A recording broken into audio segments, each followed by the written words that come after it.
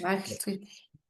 지난 시간에는 욥기 25장을 배웠는데 오늘은 욥기 26장을 강의하겠습니다.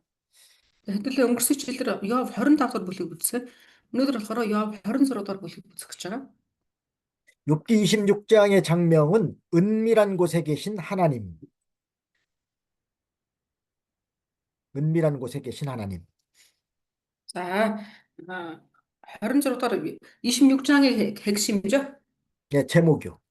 네. За 26 дахь бүлгийн гарчиг болохоор чинь чимээгийн дунд оршдог бурхан гэсэн гэж байна. Нууц дунд уучлаарай. Нууц дунд оршдог бурхан.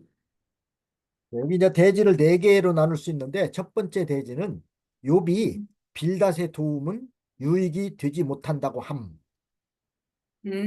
За энэ сэдв болохоор нийтдээ дөрвөн хэсэгт хуваагдаж байгаа. Дөрвөн агуулгаар. За тэг эхний сэдв болохоор чинь Йов Билдадын зөвлөгөөг тус болохгүй гэсэн нэг чи. Йов Билдадын 1절로 зөвлөгөөг тус болохгүй 4절입니다. гэсэн. 1절에 4절. За тэг нэгээс дөрвөр ишлэлтэр байгаа. 두 번째는 우주 만물을 창조하신 어미하신 하나님. За хоёр дахь сэдв болохоор чинь орчлон ертөнц огторгуйг захирагч төгсвчтэй бурхан гэсэн агуул. 어미라는 말은 이제 위엄과 권위가 크다는 뜻입니다. За тэгээ төгсвчтэй гэхэл чинь тий одоо нэг их мэдлэлтэй гэсэн утгатай шүү дээ тийм ээ. 이제 5절로 8절. За тэгээ 5-аас 8 дугаар ишлэл байгаа. 그다음에 세 번째 대지는 하나님은 은밀한 곳에 계심. За тэгээд 3 дахь сэдв болохоор чинь бурхан нууц газар оршигч гэсэн. 9절. 9-р ишлэл байгаа. 네 번째 대지는 하나님은 큰 능력으로 모든 것을 주장하심. За 4 дахь сэдв болохоор бурхан агуу хүчээрээ бүх зүйлийг зохицлоосон гэсэн. 10절로 14절. Тэгээ 10-аас 14 дугаар ишлэл. 네. 욥기 25장은 이제 빌닷이 이제 욥에 대해서 한 말인데 26장부터 31장까지는 욥의 그 연설이 쭉 계속됩니다. 26절에서 30 26장에서 31장까지. Тэгэнгүүтээ одоо нэг энэ 25 дахь ишлэл дээр чинь Билдадын агуулга гарч байгаа ш тийм ээ. Билдад Йов тийм хэлж байгаа агуулга. Гэхдээ буцаагаад Йов нөгөө одоо өөрийнхөө үзэл бодлыг өөрийнхөө байр суурийг илэрхийлж байгаа байхгүй. Энэ агуулга нь болохоор 26-аас 31-р бүлэг дээр бүтнээр гарч байна. 네, 첫 번째 대지를 보면요. 욥이 빌닷의 도움은 유익이 되지 못한다고 한다는 내용입니다. За эхний агуулгаар орчин тийм нэгдүгээр сэдэв. Эхний сэдэв болохоор Йов Билдадын зөвлөгөө тусрахгүй гэсэн тус хүрхгүй гэсэн тийм. 네, 1절로 4절까지로 한번 읽어보겠습니다. нэгээс дөрөвдүгээр ишлэгийг хамт уншина. 네, 욥이 대답하여 가로되 내가 힘없는 자를 참 잘 도왔구나. 기력 없는 팔을 참 잘 구원하였구나. 지혜 없는 자를 참 잘 가르쳤구나. 큰 지식을 참 잘 나타내었구나. 내가 누구를 향하여 말을 내었느냐? 네 신이 내게서 나왔느냐? За энэ дээр юу гэсэн гэхээр тэгэхэд Йов хариулж сул нэгэнд чи юутай их тусламж вэ? Хүчгүй болсон гарыг чи хэрхэн аварваа? Мэргэн бус нэгэнд чи ямар үнэт зөвлөгөөг өгвөө? Ямар хэрэгтэй бэлэг ухааныг чи өгөөмрөөр өгвөө? Хэнд чи үгсийг хэлсэн бэ? Хэний сүнс чамаар дамжуулж ярваа гэсэн. Амен. 네, 여기는 이렇게 빌닷의 말에 대한 그 욥의 답변으로서 그 빌닷의 말이 유익이 되지 못한다고 한 것입니다. Өөрөөр хэлбэл энэ л чи одоо нэг Йовын Билдадын хэлсэгийг сонсож чагаад Йов хэлж байгаа шүү дээ тийм ээ. Нэг үгээрээ болохоор Йов чиний ярьсан бүх зүйл чинь тос өрөхгүй шалт дэмий ярьлаа гэсэн утгаар хэлж байгаа. 자, 욥이 받는 그 고난의 원인을 빌닷은 알지 못하고 죄 때문이라고 자꾸만 몰아붙이고 있습니다. Яагаад тэгэхээр Йовын одоо тэр нэг байгаа байдал те авч байгаа тэр дасгалжуулалт зовлон тэр зүйлийн учир шалтгааныг нь Билдад өөрөө мэдэхгүй хэрнээ мэддэг юм шиг ингэ зөвлөж. 그래서 거기에 대한 그 답변으로서 욥이 한 말입니다. Тэгэхээр тийм учраас Йов тэр байдалд нь одоо хандаад хариулж байгаа юм тийм. 예, 여기 보면 내가 힘없는 자를 참 잘 도왔구나 그렇게 말하고 있습니다. За тэг юу гэсэн бэ чи тий хүчгүй сулгүй сул дорой нэгэнд тий ямар их сайн тусалжтэй гэсэн тий. 이제 빌닷은 이게 힘없는 욥을 도와주려고 말했지만 욥에게 합당하지 않은 말을 했기 때문에 도움이 되지 못한다는 것입니다. Шууд утгаар болохоор чинь Бэлдад болохоор чинь хүчгүй сул дорой болцсон байгаа Йовд тусалж байгаа хэлбэр байхгүй. Гэхдээ Йовын нөгөө нэг одоо нөгөө юу гин өнцгөн таараагүй гэдэг шиг тийм ээ. Йовын асуудлын шалтгаантай нь Бэлдадын зөвлөсөн зөвлөгөө нь ерөөсөө дүүцээгүй гэсэн үг. 여기 힘이라는 거는 고통과 좌절을 극복하는 그런 힘을 의미합니다. Энэ дээр болохоор хүчгүй гэж гарч байгаа. Энэ дээр орж байгаа хүч гэдэг утга нь юу юм гэхэлэр чинь нөгөө нэг зовлог төсвөрлөж гарах, даван туулах ийм байдлыг хэлж хүчийг хэлж. 우리가 어떤 고난과 환난과 시련을 당했을 때에 그것을 극복할 수 있는 힘이 있어야 됩니다. Тэг хүн ямар нэгэн тийм одоо сорилттэй зовлон эсвэл альва нэг зүйлтэй тулгарлаа гэхэд тэр бүх зүйлийг даван гарч чадах хүйц хэмжээний тийм хүчтэй байх хэрэгтэй. 그 힘이 어디서 나오겠습니까? Тэгвэл тэр хүчийг хаанаас авах вэ? 하나님을 의지하는 데서 나오는 것입니다.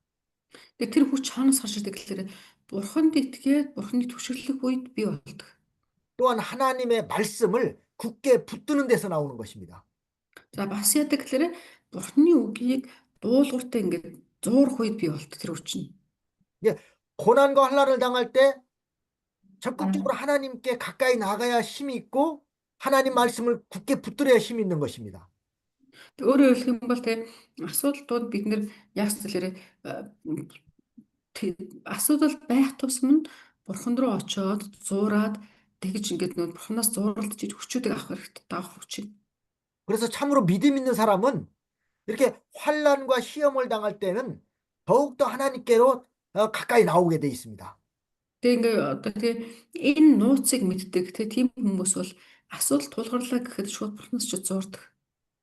그러나 믿음이 없는 사람은 평상시에는 이렇게 신앙생활 잘하는 것처럼 보이지만 환난과 시험이 올 때는 자꾸만 하나님의 품을 떠납니다.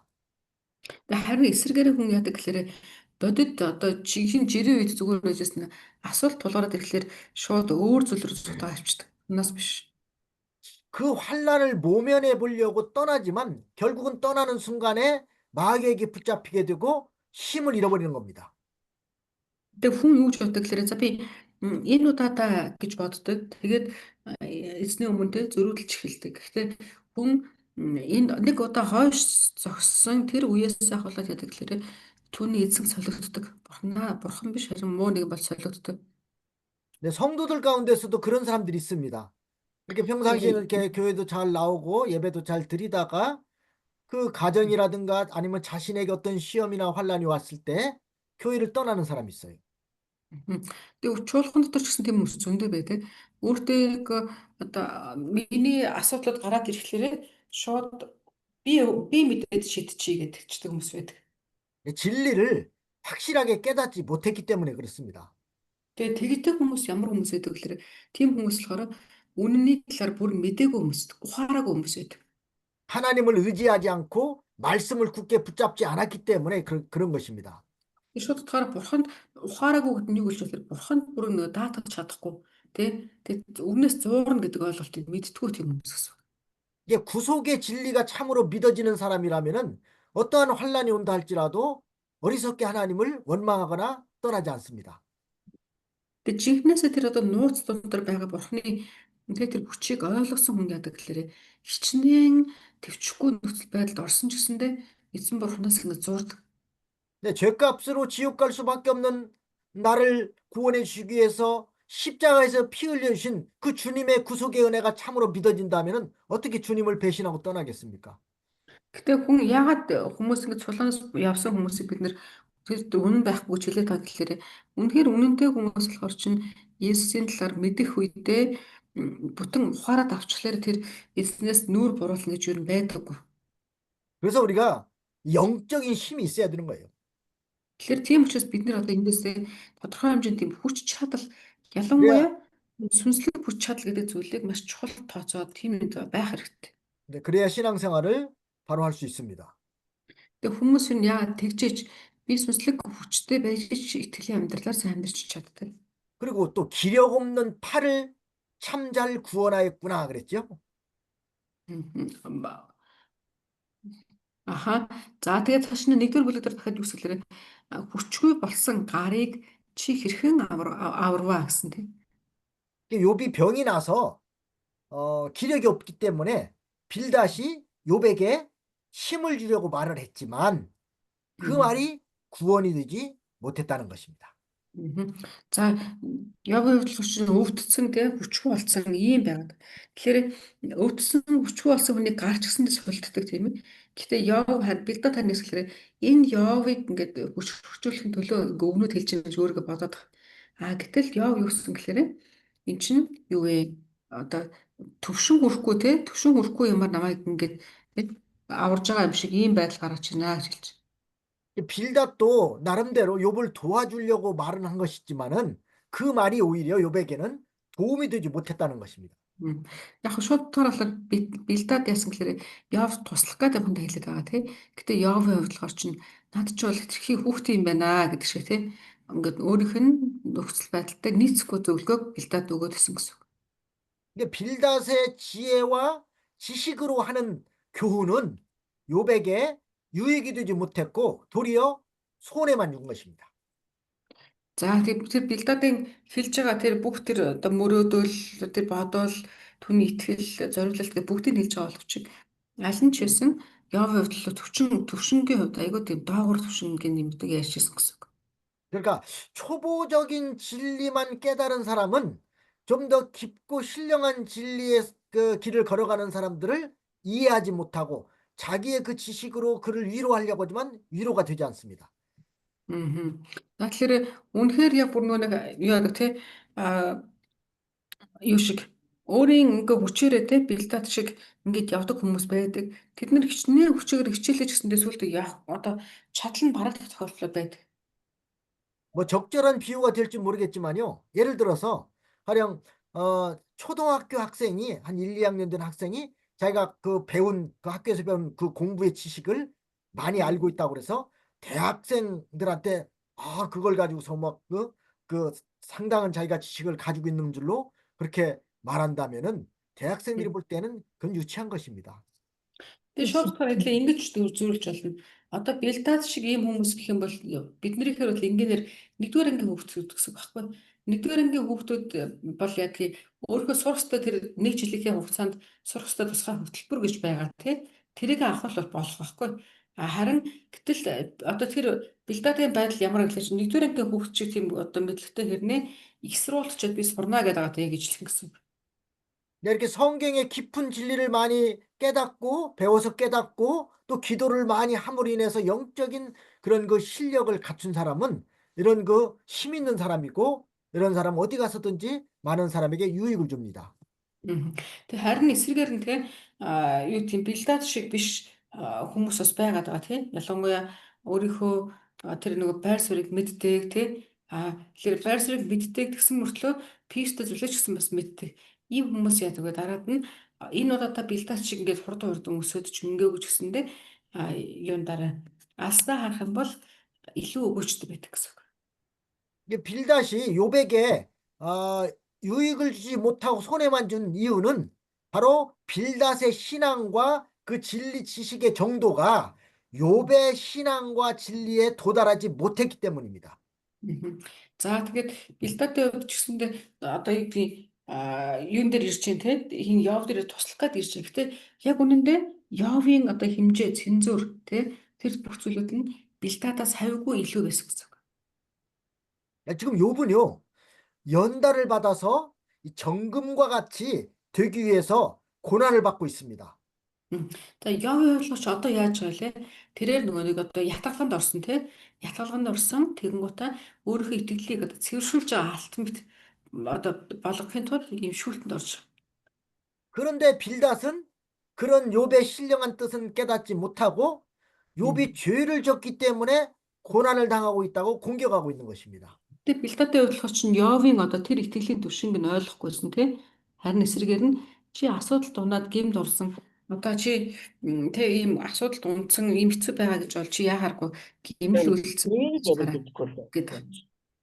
빌닷뿐만 아니라 욥의 친구들 대부분이 다 욥을 위로하러 왔지만은 그 자기들의 신앙의 정도가 욥만 못하기 때문에 오히려 욥에게 고통만 주고 있는 것입니다.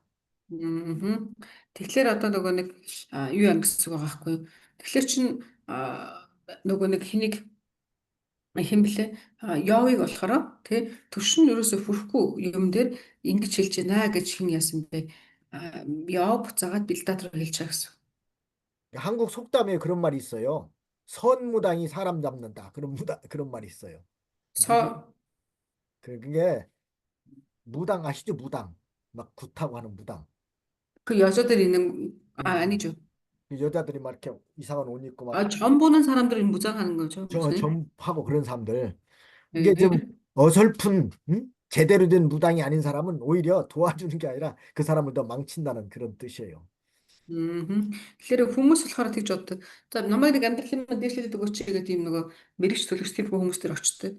Тэгэнгүүт нөгөө хүмүүс ч болохоор чинь мэдхгүй шүү дээ. Тэ? Тэгэнгүүт та бүр амьдралын буцаагаад бүсүүлээчдэг. Тэгтээ гэж. 그러니까 진리를 바로 깨닫지 못한 사람은 오히려 도움을 주는 게 아니라 다른 사람에게 손해를 준다는 것입니다.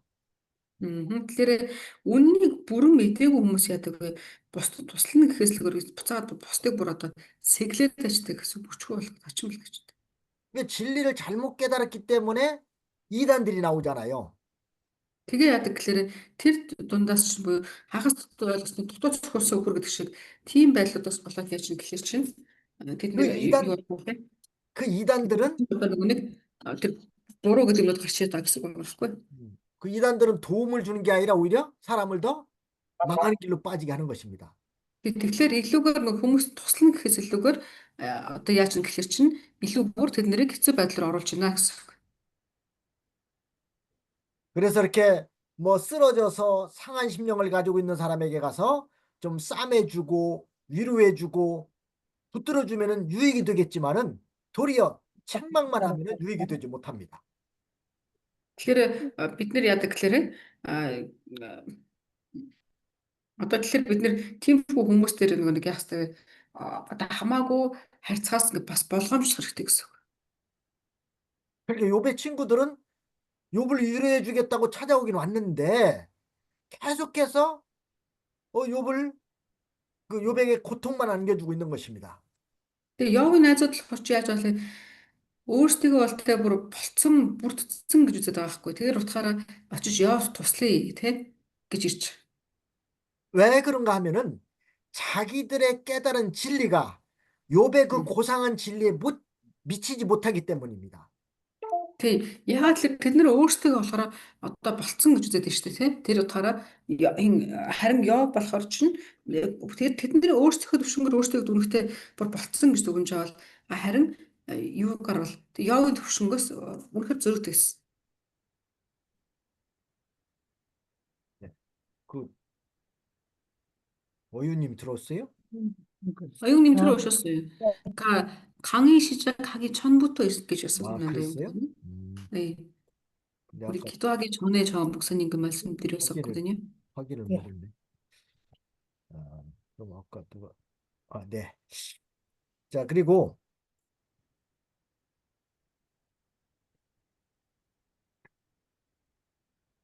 이제 두 번째 대지를 보면은 Яг л одоо хоёр төсөл дүүрэг орё гэвэл 우주 만물을 창조하신 어미하신 하나님에 대해서 5절로 8절입니다. за 5-аас 8 дугаар ишлэлийг үзэх гэж байгаа тийм ээ.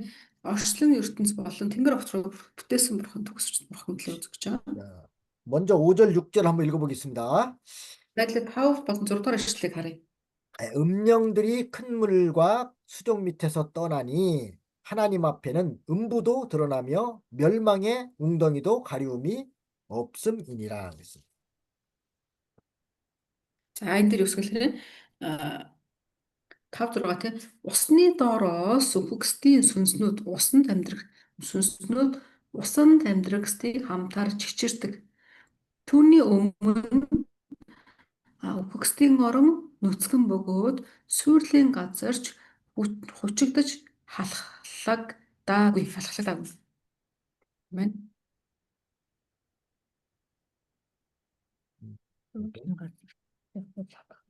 네, 여기 어, 음령이라고 나오는데 이것은 이제 큰 물고기를 말하는 것입니다.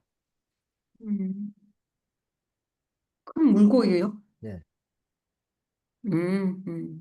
여기서는 아, 그, 이게 그 좀, 물 밑에서 예, 예, 그쵸? 성경이 이제 좀 다른 개역본을 보면은 죽은 자의 영들이 물 네, 밑에서 떤다고 그렇게 표현이 되어 있네요. 예, 네. 예. 이게 좀 옛날 개역 성경은 이게 음령들이 큰 물과 수중 밑에 떤다 이렇게 돼 있는데 거기 음령들이니까 큰 물고기를 말하는 것입니다. 저기 그 물속에서 사는 동물들이라는 건 큰 예, 물고기 그렇죠. 말하는 예, 것인가요? 물속에 있는 거 아, 예를 네. 들면 고래나 악어 같은 그런 것들을 가리킵니다. Одоо энэ тав дээр байгаа хэдүүлээ харахаар фуксдийн сүнснүүд усанд амьдрахстай хамтаар чичирдэг гэсэн. Энэ дээр орж байгаа усанд амьдрахсад гэдэг нь болохоор нөгөө нэг том аврах загснуудыг хэлж байна. 그러니까 하나님 앞에는 음부도 드러나고 멸망의 웅덩이도 가림이 없다고 그렇게 말한 걸 보니까 그런 것들이 그 여러 물고기 밑에서 거하지만은 하나님은 그곳까지 다 들여다보신다는 겁니다. Тэгээ одоо бид нар боддог те усны дотор юу байгааг бид нар мэддэггүй, харж чадахгүй. Гэхдээ бурхан болохоор тэрийг нүцгэн юм шиг хардаг гэж. 그러니까 하나님은 뭐 음부와 멸망의 구덩이까지도 다 살피신다는 것입니다. Тэгээ бурхан тэр мэдчлээ хүний харж чадахгүй бүх зүйлүүдийг хардаг гэсэн. 이 말은 하나님 앞에서는 아무것도 숨길 수 없다는 뜻입니다. Тэгээ болохоор өөрөөр хэлбэл энэ юу гэж бодохтой л чинь надаа юу тий бурханы өмнө нуугдах юм байхгүй бүгдийг бурхан харж байгаа гэсэн үг. 사람이 아무리 어느 곳에 숨는다 할지라도 하나님은 다 살피고 계시다는 뜻입니다. Тэгээ бурхан хүн болохоор хичнээн янз бүрийн зүйлээс нууж болдог ч гэсэндээ бурхан тэнийг яах вэ? Бүгдийг харж яадаг гэсэн үг. 근데 사람들이 아무도 보지 않는다고 그래서 어, 이렇게 은밀한 곳에서 죄를 짓는다면은 사람은 보지 못할지라도 하나님은 다 보고 계시다는 것입니다. Хүмүүс болохоор нууц газар тэг юмудаа нууцсан гэж боддог. Гэхдээ бурханд бол нууцсан гэж байдаггүй гэсэн. 그러니까 우리가 하나님 앞에서 항상 두렵고 떨리는 자세로 신앙생활을 해야 됩니다. Тэгэхээр бид нар яг бурхны өмнө үргэлж айж эмээсэн сэтгэлээр ингээд юу яах хэрэгтэй гэхээр одоо амьдрах хэрэгтэй гэсэн. 근데 우리의 말 한마디나 우리의 행동 하나하나도 하나님은 우리가 어느 곳에 있든지 다 살펴보고 계시다는 겁니다. Тэгээ бид нар тэгээ нэг үг хэлэх дотроо нэг үг юм бодох би хаана байгаа бүгдийг бурхан мэдж байгаа. 때로는 뭐 자기가 아는 사람이 없는 아무도 없는 곳에 가서는 아무도 나를 보는 사람이 없다 생각해서 이렇게 합당치 못한 그런 행동을 하는 경우도 있습니다. 근데 그것도 하나님 보신다는 겁니다. Тэгэхээр тийм учраас бид нар яах вэ? Бурхны хувьд болохоор чинь бид нар тэг бүх зүйлийг мэднэ. Тэгэхээр бид нар бидний одоо мэдэх мэдлэг болон Бурхны тэр одоо тэг бүрээ хоёр шал өөр гэдгийг бид нар бас мэдэх хэрэгтэй. 우리 하나님은 뭐 전지전능하시고 능치 못할 일이 없는 분이기 때문에 모든 걸 다 알고 계시다는 겁니다. Тэгэхээр бид нар яах ёстой вэ? Энэ Бурхны өмнө одоо нэг эмээлттэйгээр амьдрах хэрэгтэй. 그다음에 7절 말씀을 보겠습니다. За 이제 7 дугаар эшлэл рүү оръё. 그는 북편 하늘을 허공에 펴시며 땅을 공간에 다시며 그랬습니다. За энэ дээр болохоор хэлсэн тийм долдоод дээр элчилгүй хоосон дээр умардыг тэрээр дэлгэж эзгүй хоосон дээр газар дэлхийг өлгдгөө гэсэн. Яг 아멘. 네, 이 북편 하늘, 이 북쪽 하늘은 그 욥이 사는 그 우스 땅이 그 북반부에 위치하고 있기 때문에 그 북편 하늘을 바라보면서 한 말입니다. Одоо энэ нөгөө Йовч Уз гэмих газарт амьдардаг шүү дээ. Тэгээ тэр газар нь болохоор чи энэ умардад байдаг юм байна. Тэгээ тэр утгаараа энэ чи нөгөө умардын талаар Йов ярьж байгаа гэсэн үг. 그 북쪽 하늘에 보면은 이제 어떤 별들이 있습니까? 보통 북극성이나 Хойд ерөнхийдөө та ингээ хойд зүгүүдэд ямар юунууд однууд байдгийг мэдхүүд ямар 북극성이나 북두칠성 마치 그런 찬란한 별들 또 그 넓은 하늘을 바라보면서 하나님의 그 지혜와 그 위대하심을 증거한 것입니다. Тэгээ энэ Йовын үед яаж юм гэхээр тэр оддыг те хоосон зайг од огторгүй тэр бүх зүйлийг харахтаа Бурхны талаас ойлголт авч ирсэн байна. 우주가 얼마나 넓고 또 그 안에 있는 별들이 얼마나 많습니까? Тэгээ энэ орчлон ертөнцийн те бид нэр ингээд шөнийн тэнгэрийг харах үед тэр од ихэс хичнээн олон те тэр огторгүй ямар өргөн байд. 이게 인간이 감히 그거를 다 헤아릴 수가 없습니다. Тэгээ энийг яах ёстой юм бэ? Хүн одоо бүгдийг ингээд тогтоож харж хэмжиж болж чадахгүй. 그런데 여기서 욥은요 아주 그 중요한 걸 하나 깨달았습니다. 보면은 땅을 공간에 다셨다고 그랬습니다.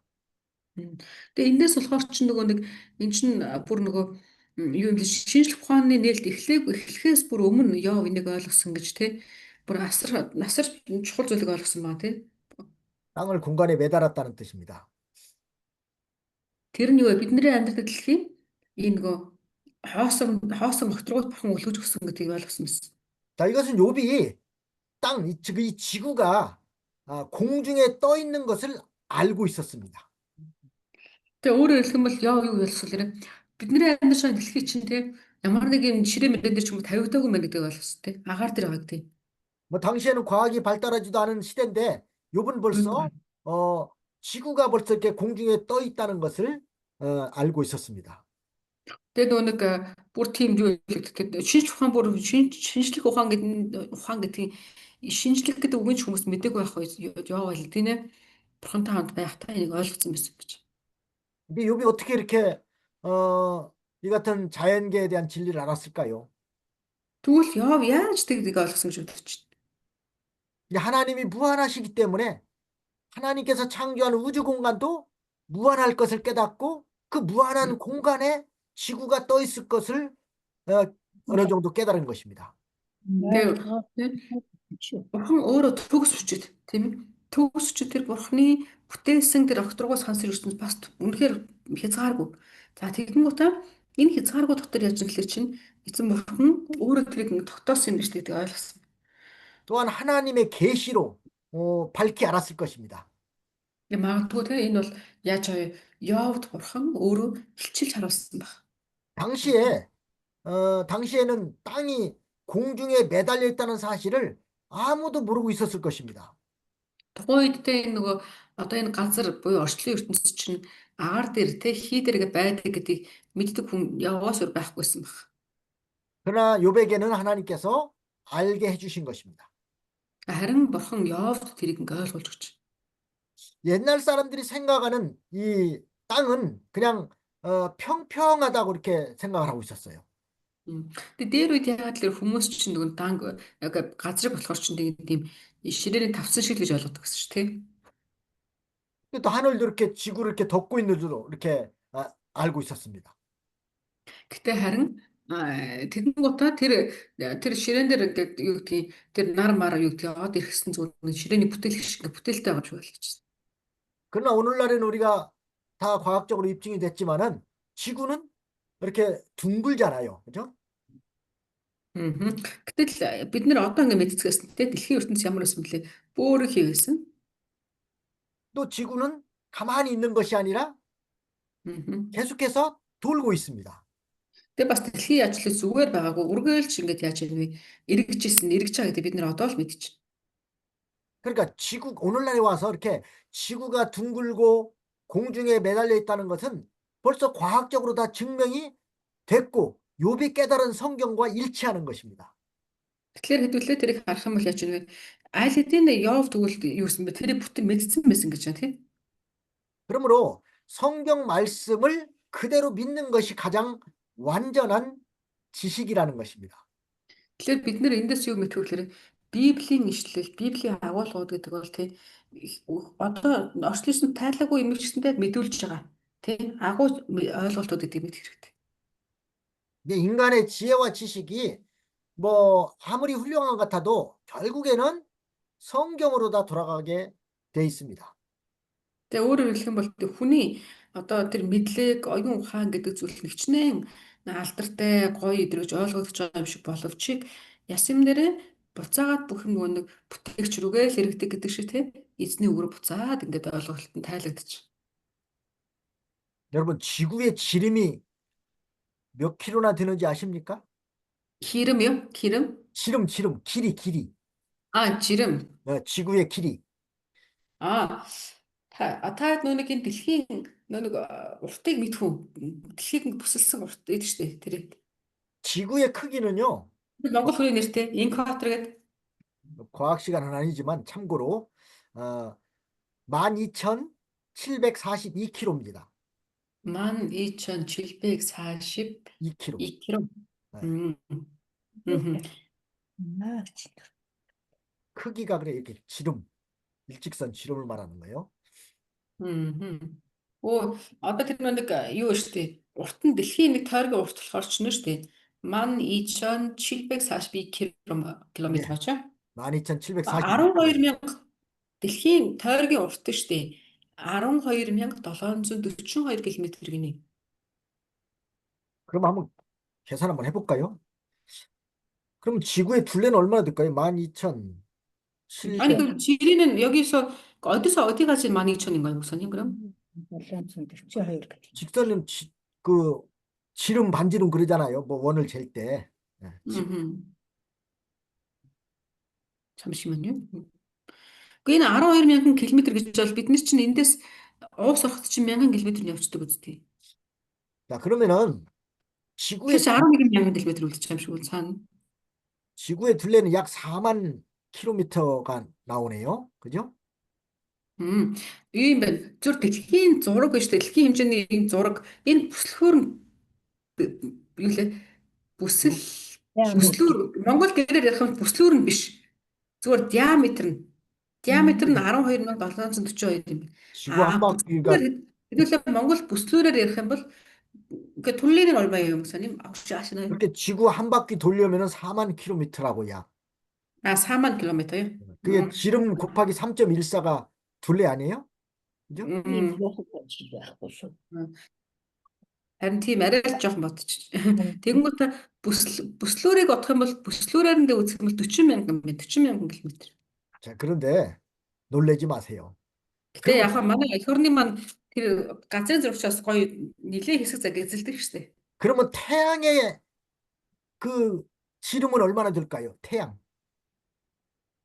뭐 тэгвэл дэлхийг 그 지구에서 태양까지 한 그 직선의 그 길. 태양의 크기.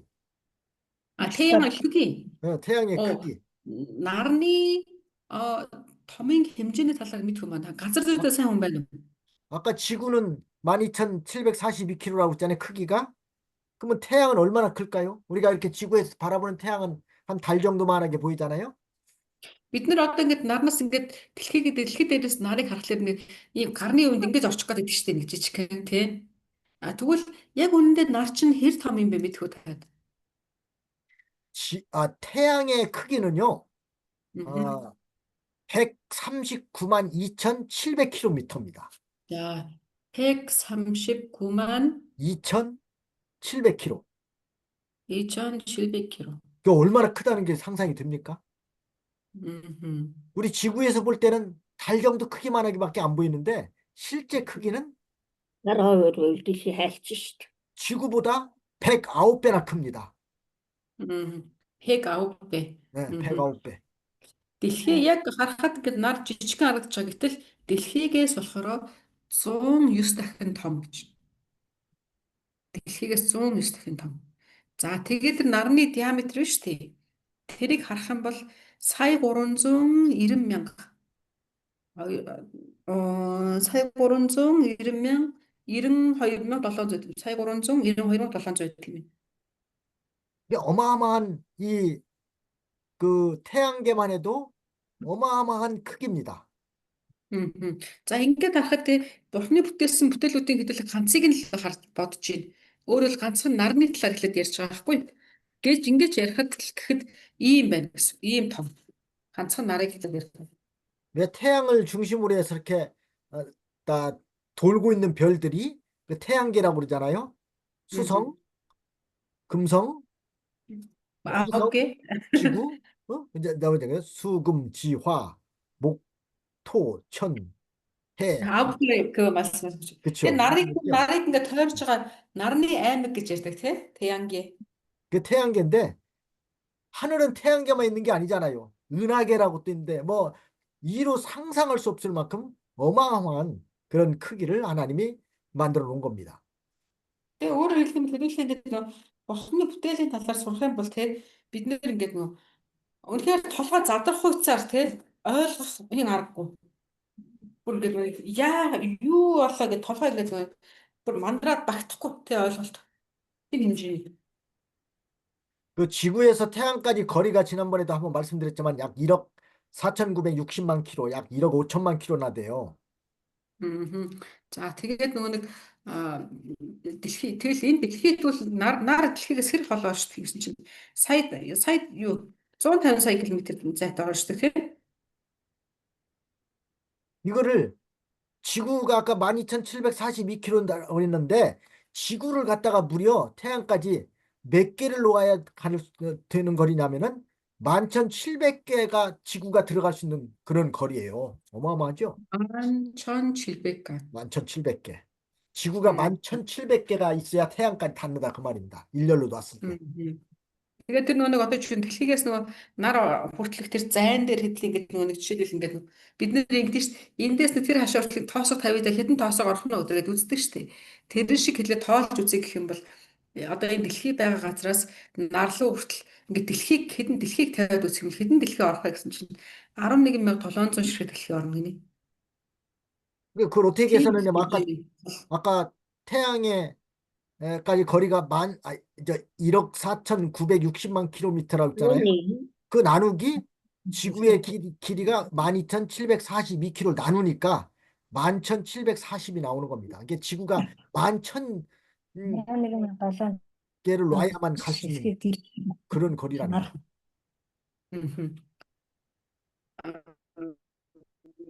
Тэгэхээр одоо 저희 머리가 멍 아니 그래 하나님의 그 능력과 뭘 곱하기 그 뭘 곱하기 뭘 거리가 곱하기 얼마나 한다고요? 크다는 거를 이렇게 잠깐 말씀을 드린 거예요. 뭐 그게 사실은 네, 중요하진 그러니까 않지만. 무슨 얘기겠어요? 뭘 곱하기 하니까 머리가 뚱막 багсаад 있었고요. тэрний тэд туугаад энэний эдэг эдэд туугаад энэний эдэг эдэд туугаад ийм гарч байгаа. Би өнөөдөр нь оршуулчихгүй толгой бүр түү сигнал алдчихлаа ингэ. 자, 보세요. нөгөө сүлжээ 지구에서 태양까지를 지구를 11,700개를 놔야만 되는 거리다 그 말이에요. Бурхны дээр хязгааргүй хичээл хэрэгцээ гэж хүн тогтоох боломжгүй шүү дээ. 그거 뭐 중요하지 않으니까요. 지나가고요. харин тий яг үнэн дамжлагч хэлж байгаа үнэ би тогтоох боломжгүй байгаа байхгүй. Манай экснер мика утраач. Зүйтэй.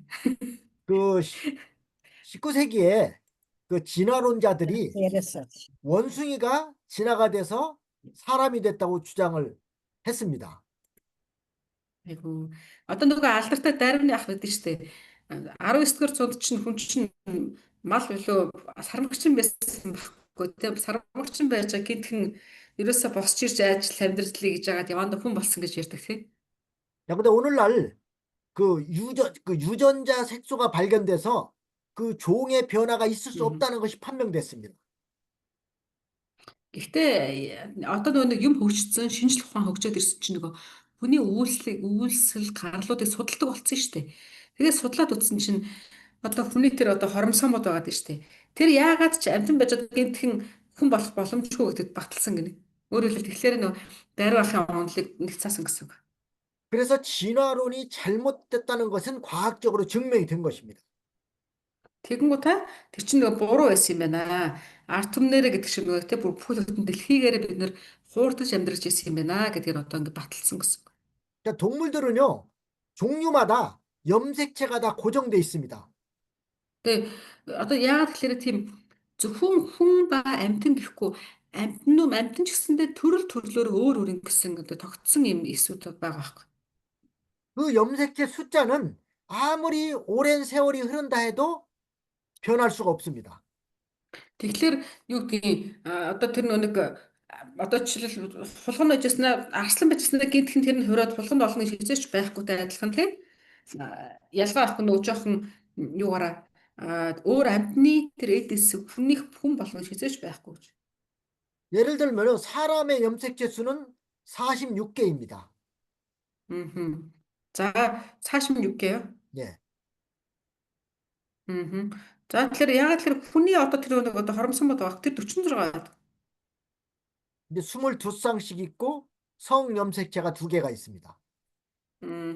Ерөнхийдөө хосоороо дандаа ингээ 22 ингээ байгаад байдаг. Тэгэнгүүтээ хос тэгээд нэг хос юу хос тэгш соноогоор ингээ эргэтэй эмэгтэй болдог. 동물들마다 염색체 수가 다 달라요. 가령 원숭이 같은 경우는 48개입니다. 48개. За тэгэнгүүт одоо тэгээд бусад амьтны тэр хоромсоомын тооноч бүгд өөр өөр. Жишээлбэл хүнийг 46 хахад сармагчих 48 байх чинь. 그러니까 사람하고 염색체 수가 다르기 때문에 원숭이가 진화돼서 사람이 될 수 없다는 것입니다. Тэгэхээр нөгөө нэг одоо тий яагаад сармагчин байж хүн болсон гэсэн ерөөс байхгүй. 뭐 예를 들어서 개는 78개, 소는 60개, 말은 64개, 뭐 이런 식으로 다 달라요. За тэгээд жишээлбэл үхэрний хоромсон 78, морины хчаар, нохооны хчаар гэх мэтчлэн янз бүр. 그러니까 이것은 각 종마다 다 고유합니다. 염색체 수가 많다고 그래가지고서 뭐 더 고등생물이 된다는 게 아닙니다. Тэгээ эн чинь бас энэ их багаараа одоо юу гэдэг биеийн том жижиг байна гэсэн утга нь то ерөөсөө биш. 아니요, 닭은요, 우리 사람보다 염색체 수가 더 많아요. 닭은 78개나 됩니다. 염색체 수가. 78 юм. 78개. Эсвэргээр бүр нийтдээ хардаа хүний тэр одоо эдэсүүд ийм тоонууд байгаа даа шүү дээ. Сая яриад байгаа. Тэр хоромсон тоонуудыг харахаар чинь дахиа гэхэд чинь хүнээс их бач чинь 78 бач чинь. 그러니까 아까 사람은 46개라고 그랬죠? 그게 Хүн 사람보다 сая 훨씬 더 гэсэн тийм. 많습니다. Тэгээ хүнээс илүү том гэсэн. 그렇다고 해서 닭이 사람보다 더 고등동물이 됩니까? Тэгвэл хүнээс илүүтэй тэр чинь одоо яах юм? Хүнээс илүү гараад яваад байгаа юм уу те? Үгүй те? 될 수가 없죠. 그죠? 네. Тэгэхээр тийм боломжгүй байгаа те? 개도 마찬가지로 78개인데 개 아무리 훈련시켜도 사람 말 못합니다. Тэр хүмүүс одоо юу гэдэг хичнээн нохойг мундаг гэж үстэй нохой гэстэй хөөхөн гэл те? Нохой одоо эзэндээ ухаантай бараг муухан хүнээс нохой дээр мэрэгэл хүмүүс ярьдаг штеп те? Гэтэл яг үнэндээ тийм биш гэж. Амтан бол амтан, хүн бол хүн. 저도 우스운 얘기지만은 우리 집에 검정 강아지 한 마리가 있어요. За тэгээ пасторын гэрт нэг хар нохой байдаг. 그 강아지가 우리 손자하고 한 달 사이로 나는 게 한 달 차이밖에 안 나요. Тэгээ тэр юу яасан бэ? Хин 손자라면 목사님 아들의 아이죠? 외손자, 딸의 아들. 딸의 아들. Тэгвэл тэр нэг юунаас нь зээ хүүтэй нь болохоор ердөө нэг 한 달 차이밖에 안 근데 난다고요? 지금 한 그 4살쯤 됐어요. 우리 손자도 4살, 개도 4살. Тэр нөгөө нэг тэдний эдний охин төрөх үед нь хамт авч ирсэн юм байна. Тэгсэн чинь 과연 개가 얼마나 훈련이 잘 돼서 사람처럼 될 수 있는가 해서 내가 끊임없이 말을 시키면서 말해봐라. 또 뭐 눈 감으라, 기도하자, 눈 감으라 할까요? 못 할까요? тэгээ тэр нэг одоо хүүхдэд нь ерөөд ижлэх гэсэн үг шүү дээ. Одоо хоёулаа хүүхд 4 настай, нохооч 4 настай. За тэгээ пастор эзэглээ чинь аль аль нь тэнцвэрхэн ижлэн чацуу хоёр нөхрөөс болгож аваад заагаад байгаа. За одоо ингэж хэлээрэ тэгж хэлээрэ за нүдэ анаараа залбирцгаая гараа урдаа оройроо гэх ингээ хэлээд. 못합니다. 절대로 걔는. Тэгээ 그렇게 훈련시켜서도 못해요. нохой хүн бол хүн юм блэ. 근데 우리 손자는 말도 잘해요. 또 뭐 기도하자면 기도도 하고. 걔는 아무리 Тэгээ 훈련시켜도 안 돼요. нөгөө нохой гөлг нь болохоор чи өөдөөс нь хуцаад л энэ. Хүүхэд нь яаж ирэхлээр чинь залбирцгаа гэхэлэр гараа урдаа бариад тэ юм яриад яриад ингээд байна гэж. 걔가 훈련시킨다고 해서 사람이 되는 게 아닙니다. Тэгээд нэг хэлэх гээд байгаа зүйл нь нохойг сургалаа гэд хүн болохгүй. Хүн муудлаа гэд нохойноос дор орохгүй. 그리고 8절 말씀 봅니다. За идлээ 8 дахь ишлэгийг харъя. 물을 빽빽한 구름에 싸시나 그 밑에 구름이 찢어지지 아니하느니라 그랬습니다.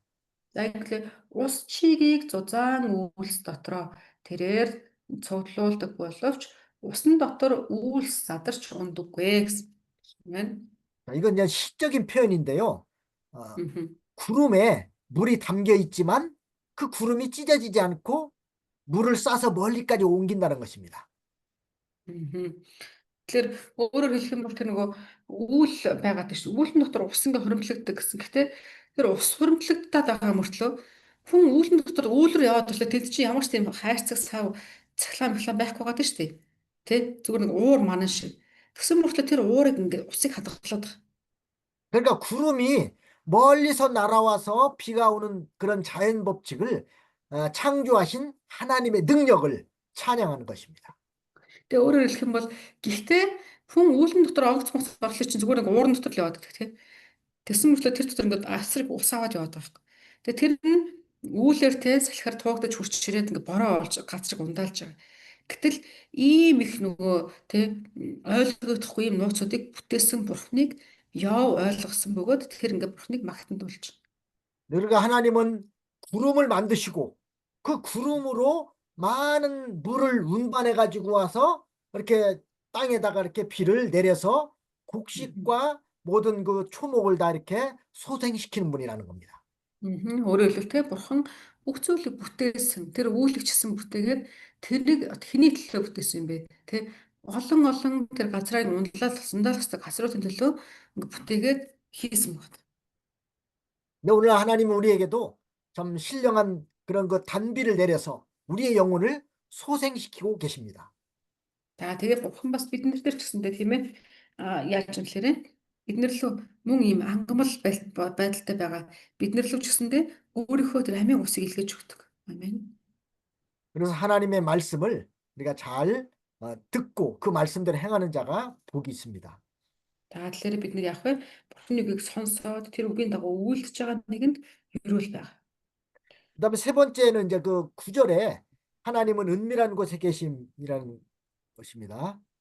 За тэгээ одоо хэлээ 3 дугаар сэдв рүү орчих. 3 дугаар сэдв болох юм. Бурхан 9절에 бол 보면은 тэр 그는 дуу цазар оршдог. гэсэн. 자기의 보좌 앞을 가리우시고 자기 구름으로 그 위에 펴시며 그랬습니다. За тэгээд 9 дээр харах юм бол тэрээр сентийнхээ царайг халахалж дээгүүр нь үйлсээ дэлгэдэг гэсэн. Амен. 그러니까 하나님은 언제나 이렇게 은밀한 곳에 계셔서 당신의 모든 것을 다 드러내시고 드러내지 않고 사람에게 필요한 것만 알게 해주신다는 겁니다. Тэгээд бидний бурхан юу ч аваа үргэлж те одоо чимээгүй нууцаар оршил бид нарыг харж л яг цаг тухайд нь хэрэгтэй цагт нь борог оруулдаг гэдэг шиг те бурхан өөрөө үйлсээ хийсээр л. 우리도 하나님이 그 은밀한 진리를 깨닫기 위해서는 은밀한 골방에 들어가서 하나님께 기도하고 또 성령의 그 역사하심을 받아서 깨닫게 되는 것입니다. Бид нар яах вэ? Энэ бурхныхаа те одоо дууг нь сонсохын тулд яах вэ лээ? Чимээгүй өөрөө тэр нууцаар орш бурхан руугаа залбирахын тулд нууц өрөөнд орох хэрэгтэй гэсэн те. 네, 잠깐 쉬었다 하겠습니다. За хэдлээ түр амарч байгаад оръё.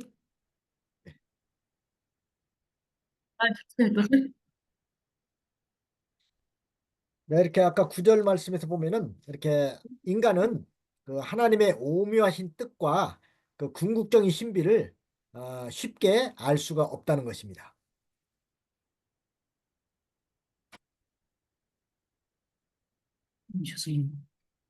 핸드폰 넣고 나와가지고 빨리 찾아봤어. 핸드폰 없으면 여기다 인터넷이 안 돼가지고 네네. 앞으로 다시 네, 할까요? 이제 됐습니다. 네. 우리 인간은 하나님의 오묘하신 뜻과 그 궁극적인 신비를 쉽게 알 수가 없다는 것입니다. 근데 хүн өөрөө нэг бурхны тэр хийж бүтээсэн зүйлс тэгээ түүний одоо тэр шалтгаан гайхалтай гайхамшгуудыг нь яг олж нийлүүлэх юм боломжгүй. 이게 하나님께서 이렇게 감추어 놓으신 것은 그 인간의 지식과 그 판단으로 도저히 이해할 수 없다는 것입니다. Тэр бурхан өөрөө мэдүүлэхгүй л гэвэл мэдүүлэхгүйгээр нууцсан зүйлийг хүн тайлж олж ухна гэж хизээж байхгүй. ойлгомж. 네. 이것은 오직 그분의 계시를 통해서만 부분적으로 깨달을 수가 있다는 것입니다. Харин яаж мэдэх вэ гэхээр чинь тухайн хүний тэг бурханы илчилснийхэн дагуу л илчилснийхэн хэмжээгээр л хэдүүлээ мэдэх боломжтой гэсэн. 인간이 얼마나 이렇게 미약한 자라는 것을 상대적으로 이렇게 드러낸 것입니다. Тэгэхээр бид нар яах вэ? Тэр бурханы тэр сул дорой байдлыг хэдүүлээ. Ингээ хүний тэр сул дорой байдлыг яах вэ гэхээр бид нар одоо хүлээн зөвшөөрөх хэрэгтэй гэсэн үг. 인간이 상당히 다른 동물에 비해서 강한 것 같지만 또 상당히 연약한 게 인간입니다. За ерөнхийдөө бол хүн яаж байгаа вэ? Яг бодит байдал дээр харахаар өөрсдийнх нь үгээр ч юм уу өөрсдийнхөө яриагаар бол нэг том ярьдаг хүчтэй юм шиг боловч яг бодит байдал дээр хүн үнэхээр сул дорой байдаг. 이 사람은 그 돌봄이 없으면은 이 누군가의 돌봄이 없으면은 이렇게 자랄 수가 없습니다. Тэгээ хин нэгний те одоо юу гэдгийг юг бол а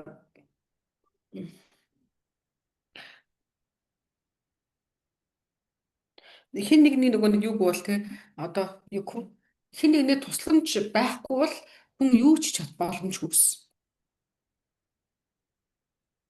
그러니까 하나님의 도우심으로 우리가 살아가고 있다는 것을 깨달을 때 하나님 앞에 감사하지 않을 수 없습니다.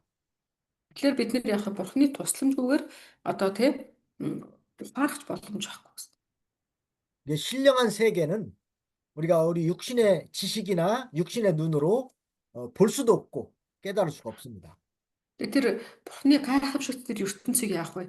Бид нэр өөрсдийнхөө одоо юугаар өөрсдийнхөө хүчээр өөрсдийнхөө тэр ухаанаар ойлгох боломжгүй.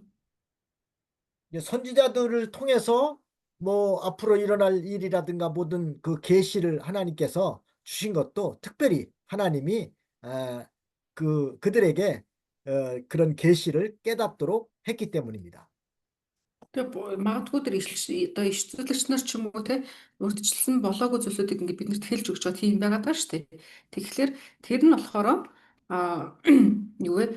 Бурхан өөрөө тэр хүмүүст мэдүүлсэн учраас тэгэхээр биднэрт бас хэлж өгч.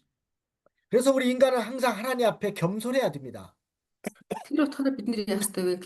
Бурханы өмнө тэ үргэлж ингээд даруй байх хэрэгтэй. 우리가 아무리 지식을 많이 배워서 깨달았다 할지라도 하나님 앞에서는 아무것도 아닙니다. Тэгээ бид нэр хичнээн тэ Бурханы өмнө сурчлаа. Одоо тэр ухаарлаг юм шиг тийм боловч шиг яах ёстой вэ? Бурхан тэг ямар ч их боломж байхгүй. Чадваргүй. 그렇기 때문에 항상 겸손한 자리에서 하나님의 그 전능하심을 우리가 믿고 하나님 앞에 온전히 순종해야 합니다. Тийм болохоор бид нэр яах ёстой вэ? Бурханы өмнө дуулууртай байх хэрэгтэй гэсэн. 그다음에 네 번째는 10절에서 14절까지가 하나님은 큰 능력으로 모든 것을 주장하심입니다. За тэгэхээр дараад нь нэрүүлээ харах юм бол Бурхан агуу хүчээр бүх зүйлийг удирддаг гэсэн тэр агуулгаар орж ийн. 네, 10절 말씀 한번 읽어보겠습니다. За идлээ 10 дугаар ишлэг уншия. 네, 수면의 경계를 그으셨으며 빛과 어둠의 지경까지 한정을 세우셨느니라. За тэрээр юу гэсэн бэ? Гэрэл хийгээд харанхуйн хил цаг дээр тэрээр усны мандал дээр тойргийг зурваа гэсэн. 이렇게 하나님께서는요, 땅의 물이 일정한 그 양을 유지하게 해서 바다의 물이 육지로 올라오지 못하도록 했습니다.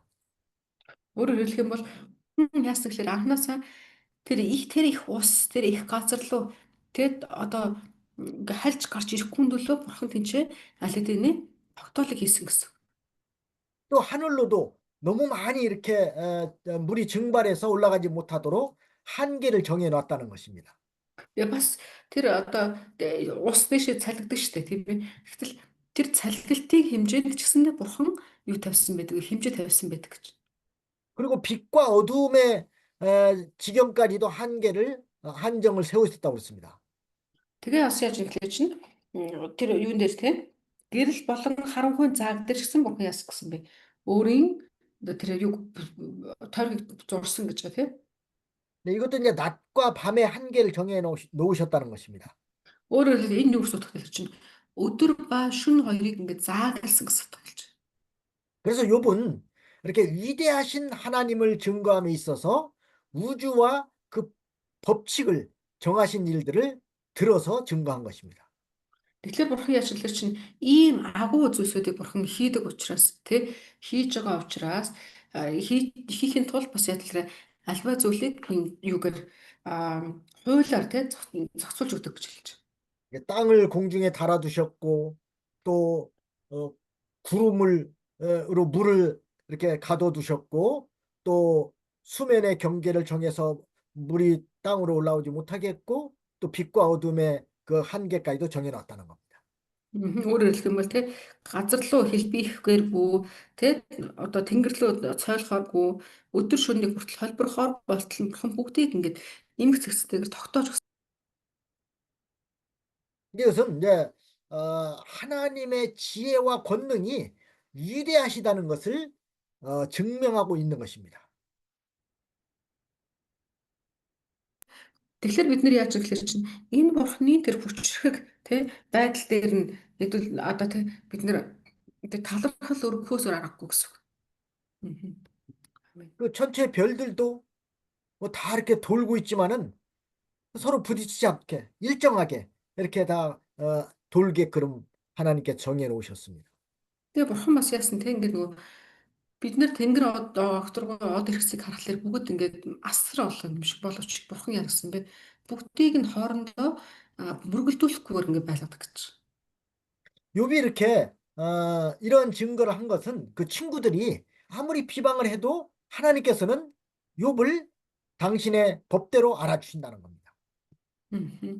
Тэгээ яв эндээс нөгөө нэг одоо тэг найзуудтай тодорхойгоор ингэж хэлж байгаа шалтгаан нь юу гэхээр тэр найзууд нь болохоор чи ерөөсөө одоо тэр газрын юм л яриад байгаа даа шүү дээ. Тэгтэл яв болохоор энэ бурхан бүх зүйлийг мэдж байгаа. Тэг бурхан өөрөө мэдээд хийж байгаа над дээр ч гэсэндээ гэдгийг ингэж хэлж өгч байгаа гэсэн. 하나님께서는 우리를 늘 지켜주시고 또 붙들어 주신다는 것입니다. Тэгээ бидний бурхан яа гэсэн бэ? Үргэлж бид нарыг одоо анхаарч өгнө бас хамгаалж өгнө гэж хэлсэн. 우리도 이렇게 하나님께서 우리를 그 당신의 법대로 다스릴 줄 알고 그 말씀대로 순종해서 말씀의 보호를 받아야 된다는 것입니다. Тэгэхээр бид нар яах ёстой вэ? Тэр одоо юун дээр тийм учраас бид нар бурхан дээр ч гэсэн бурхан руу хандахтаа ч гэсэн өрөөж дуулууртай байх тий бас үгийн тэр одоо хамгаалтыг авах ийм зүйлүүд байх хэрэгтэй. 네, 특별히 하나님께서는 우리 택한 백성들을 당신의 품 안에 늘 지켜주시고 보호해 주심을 믿어야 합니다. Тэгэхээр бид нар яах ёстой вэ? Үргэлж бурхан бид нарыг хамгаалж бас яаж өгнөд итгэх хэрэгтэй. 11절에 보면요. 그가 꾸짖으신 즉 하늘 기둥이 떨며 놀라느니라 그랬습니다. За 11 дээр үгсэн бэ. Түүнийг зэмлэхэд тэнгэрийн баганнууд ганхаж гайхацгаадаг гэж. 꾸짖으신다는 것은요. 그 이렇게 막 하늘에서 치는 그 뇌성병력을 가리키는 겁니다. Одоо нөгөө нэг зэмлэх гэдэг нь болохоор хүрхрэх тий одоо хүнгүнэх гэдэг гэсэн утга. 막 하늘에서 천둥번개가 막 심하게 칠 때는 굉장히 좀 두렵고 무섭지 않습니까? Тэгээ бид нэр тэгдэж штэ тий ингээд нэг өөр ирэхгүй тий тэнгэрээс дуугараа тэнгэр хүрх гэж ярьдаг тий тэнгэрийг хүрхрээ сонсоход ингээд чичирдэг шиг тий. 특별히 죄를 지은 사람은 그 하늘에서 그런 천둥번개 칠 때는 아주 두려워합니다. Тэгээ ялангуяа ингээд нэг дотроо айцтай тий гмийн тийм нэг л тийм айцтай хүмүүс гэдэг вэ. Тэнгэрийн жоохон дуунаар хүртэл ингээд чичирдэг. 하나님은 공의로우신 분이기 때문에 죄에 대해서는 반드시 심판하시는 것입니다. Тэгээ бидний бурхан бол ямар вэ? Тэр бол одоо юу бурхан? Аа юу л тэгш эрэхтэй бурхан гэсэн тий. Тэгээ эрэх тэгш. Тэр ямар нэгэн байдлаараа хэн нэг хүн нөгөөд буруу зүйлийг хийлээ гэхэд заавал хариу нөгөөнө гэсэн. 그래서 죄를 지은 자는 자기 죄를 자백하고 하나님 앞에 용서를 구하고 다시는 그 죄 가운데 빠지지 않아야 된다는 거예요. Тэгэхээр тийм учраас яах вэ? Гэмтэй ч гэсэн бид нэр маш тийм нэг тий гмийн асуудалтай маш болгоомжтой харьцах. Асуудал гарлаа гэхэд гэмшихтэй ийм зүйлүүдийг хийх хэрэгтэй. 또 이 하늘 기둥, 이 하늘 기둥은 이제 그 높은 산을 가리킵니다. За энэ болохоор одоо энэ юу тэнгэрийн баг нь гэж байна тийм энэ юу гэж хэлэх чинь өндөр уулыг хэлж байгаа гэсэн үг нь. 높은 산이 마치 이렇게 하늘을 이렇게 받쳐주고 있는 기둥과 같다는 그런 의미죠. Өөрөөр хэлбэл тийм өндөр тэр одоо юг тэнгэр тулсан гэж ярьдаг чинь тэнгэр багандсан гэдэргээ тийм өндөр 근데 өндөр уулууд. 그것들이 떤다는 것은 이렇게 뇌성병력이 날 때 높은 산들이 떨면서 놀라는 것 같다는 것입니다. Өөрөөр хэлэх юм бол нөгөө нэг тийм тэд нэр ингээд яа гэсэн бэ? Тэд нэр ганхан гэсэн тийм. Тэр яа гэсэн үг гэхээр 우리 인간도 아무리 뭐 이렇게 높은 산과 같이 큰 권세를 가지고 권력을 가진 사람이라 할지라도 하나님이 한번 심판하시면은 그 앞에 다 떨 수밖에 없습니다. тэгээ бид нэр ч гэсэндээ тэгдэг те хичнээн одоо хүн төрлөختөн ч гэсэндээ хичнээн өндөр одоо хэрэгэм зэрэгтэй ямар байсан ч гэсэндээ эзний шийтгэл ингээд ирэх үед бүх хүн ингээд түүний өмнө чичирнэ. 그러니까 사람이 높은 자리에 올라갈수록 더욱더 겸손해야 됩니다. Тэгэхээр хүн дээшээ өндөрсөх тусмаа буюу бидний байр суурь өндөр болох тусам улам бид нэр дараа болох хэрэгтэй. 근데 보통은 좀 자기 지위가 높아질수록 사람들이 교만해지고 자기보다 좀 낮은 사람들을 무시하고 멸시하는 경향이 있습니다. Тэгэхээр хүн харин эсрэгээр яадаг те хүн харин эсрэгээр яадаг үлээ өндөрсөх тусам улам хамбарн дагаад өндөрсөд. 이것은 하나님 앞에 옳지 않은 행동입니다. Тэгэхээр яг үнэндээ болохоор энэ бол бурхны өмнө тэгээ тийм юу зөв одоо хандлага биш шүү. 세상적인 지위가 아무리 자기보다 낮다 할지라도 항상 우리는 자기보다 남을 더 낮게 여길 줄 알아야 됩니다. Гэтэ бид нэр яах ёстой вэ? Магадгүй миний бодлоор тэр хүн тэр энэ гэдэг ч юм уу тий одоо шүүмжлэлтэй хандах хүмүүс олон байж болох ч гэсэндээ бид нэр хэлээж гэсэндээ альва зүйл дээр одоо бусдыг өрөөсөө ингээд дээр тий байлгах дээр бид нэр үргэлж 사람을 бэлдэх хэрэгтэй. 차별하지 말아야 됩니다. 사람을 차별하지 말아야 Тэгээ бид 됩니다. нэр яах вэ? Ямар нэгэн тийм ялгарлал гэдэг зүйлийг бол байлгаж болох гэсэн.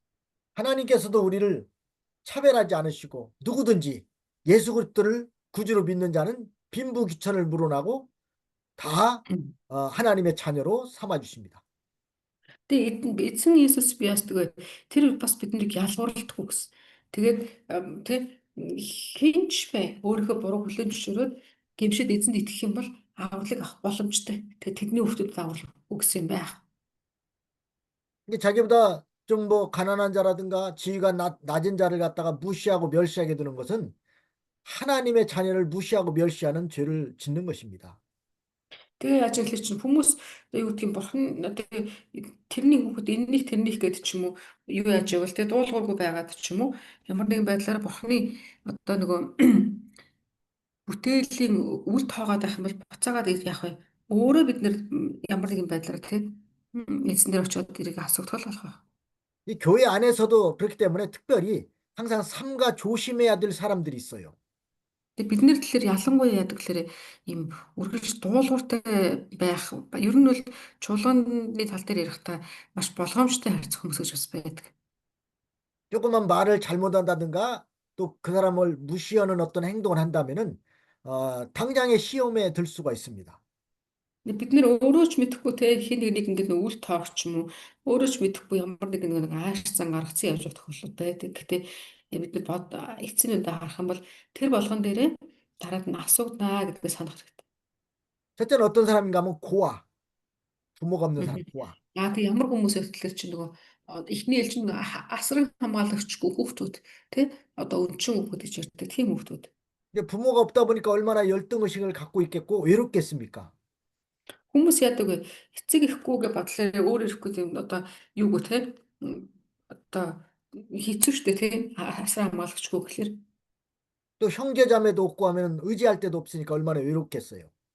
тэгээ ах トゥ байхгүй тохиолдолд ч юм уу те туслаад өгөх хүн байхгүй бол хэцүү. 근데 그런 사람에게 말을 함부로 한다든가 또 섭섭한 말을 하게 되면은 당장에 시험 들어서 교회를 떠나는 경우가 있습니다. Тэгээ ялангуяа чуулган дээр ирсэнд яадаг вэ? Тим хүмүүс ингээ сэтгэл зүйн ингээ сул болсон хүмүүс өөрийг мэдэхгүй нөгөө хүмүүсээс илүү шархалсан зөрөгтэй хүмүүс чинь буцаагаад тэр нь гэлс цэдрэхтэй зүхтаага авчдаг чуулганыг орчдөг тийм тохиолдол зөндөө бид. 그래서 나를 고아라고 무시하는가 보다 이렇게 생각을 할 수 있어요. Тэгээд намайг яг дорд үзэж энэ намайг яг үл тоож энэ гэх мэтчлэн ингэжтэй. 그리고 또 과부입니다. 과부들. Тэгээд бас дараа нь яадаг лээ бас нүг одоо бэлэвсэн эмэгтэйчүүд бас. 그러니까 과부들은 이제 남편이 없는 분들이잖아요. 네. бэлэвсэн гэдэг чи одоо нүг хань ижилхэн хүмүүс шүү дээ тий. 그러니까 그런 사람에게 조금만 무슨 섭섭한 말을 하게 되면은 내가 과부라고 나를 무시하느냐 이렇게 섭섭하게 생각합니다. Тэгээ яадаг хүмүүс нэг тийм жоохон одоо яач юм бол жоохон нэг тийм эвгүй мэдрэмж төрчихөл юм бол ер нь намайг ерөнхийдөө ер нь дорд үзчих шиг ингээл ингэждэг тий. 또 한 부류는 가난한 사람입니다. За бас дахиад өөр яадаг гэхэл чинь ийм одоо сул дорой тийм ядуу хачигдaltaй хүмүүсээс тэгдэг. 이게 가난한 사람도 항상 자기가 가난하기 때문에 열등의식을 갖고 있는데 조금만 섭섭한 얘기하면은 나 가난하다고 나를 무시하느냐 이렇게 말을 하고 시험에 듭니다. Тэгээ хүмүүсээс тэгдэг ингээд нэг тийм хүмүүс шигсэндээ бусдыг их юм шүүх гэдэг. Санаандгүй зүгээр хажуудалд нь очиж юм бэлсэн чинь намайг хэллээ гэдэг чинь ингэх гэдэг. 그래서 그런 분들을 대할 때는 항상 우리가 삼가 조심하고 그들의 귀에 거슬리는 말 하지 않도록 조심해야 됩니다. Тэгэхээр бид нар яастай өргөөлж нөгөө дуулууртай байх нь айгүй чухал байна. Яг тэгэхээр хүмүүстэй харьцдаг чинь маш болгоомжтой харьцах хэрэгтэй болж. 그래서 항상 상대방을 존중해주는 마음을 가져야 되는 것입니다. Тэгэхээр бид нар бас яах вэ? Би өөрөө би чухал шиг миний өөдөөс хараад зогсож байгаа тэр хүн ч гэсэндээ одоо чухал гэдгийг одоо яах ёстой вэ? Юу яах ёстой? Хүлээн зөвшөөрөх хэрэгтэй. 자기보다 좀 높은 사람 앞에서는 아주 비굴하게 굴하고 자기보다 좀 못한 사람은 아주 무시하고 멸시하는 그런 사람은 인격적으로 바로되지 못한 것입니다. Тэгээ бид нар одоо яаж гэхээр өөрөөсөө өөр дээрээ өөрөөрөө цензур хийгээд надаас доош бол ширвэл надаас дэше бол одоо бишээгээд ингэж болохгүй тийм. 교회 안에 아무리 남루한 옷을 입고 가난한 사람이 온다 할지라도 따뜻하게 똑같이 다른 사람과 이렇게 대해줘야 됩니다.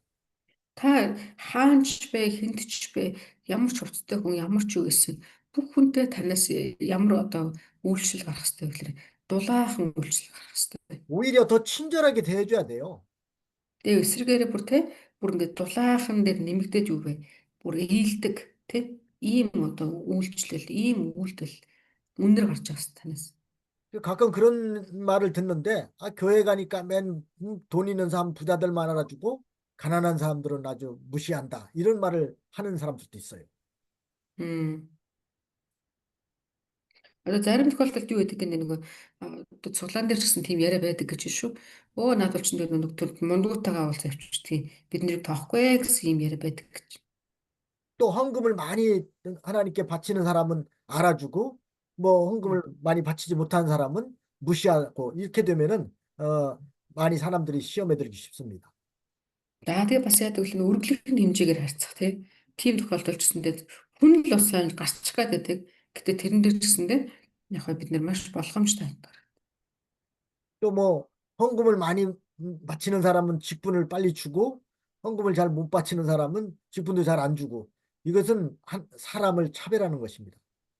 Тэг хүмүүс яг манай Монгол тийм биш л ахalta ер нь яадаг гэхээр нөгөө нэг одоо хүмүүсийн нэг үйлчлэлд тавьдаг шүү дээ.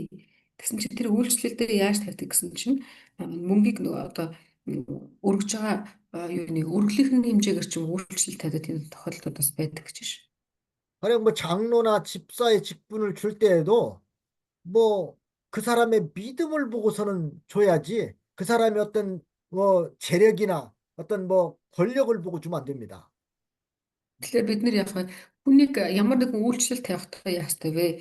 Хүний нөгөө юу харна? Хүний нөгөө итгэлийн харна гэхээс биш те цус царай те төрөвчнийхэн тусаа нэмгэн тэрийг харж болохгүй гэсэн. 그러니까 좀 믿음은 좀 없는데 연부를 많이 하니까 이 사람한테 뭐 장로를 세우면 앞으로 교회에 큰 유익이 될 것이다. 이렇게 생각해서 그 믿음 없는 사람한테 직분을 주는 경우가 있어요. Гэтэ хүмүүс яадаг гэхээр нөгөө өөрсдийнхөө бодлоор яг нэг хүн төвтэйгөөрөө бас одоо үйлчлэлд хандах гэдэг тохиолдол бас байдаг гэж шүү. Энэ хүнд ингээд өгчих юм бол надад чинь дараад нь чуулганы одоо хөгжил хэрэгтэй, өсөлт хэрэгтэй гэдэг ч юм уу те. Ингээд өгчдөг хүмүүсээс байдаг гэж. 그건 옳지 않은 행동입니다. Тэгэхээр тэр бол зөв биш болов те. 그렇기 때문에 나중에 무슨 일이 생기는 경우가 허다하냐면요. 믿음이 없는 사람이 직분을 그 높은 직분을 받게 되면은 나중에 그 사람이 교회를 좌지우지하고 또 자기가 주인 노릇하는 그런 경우가 많이 있습니다.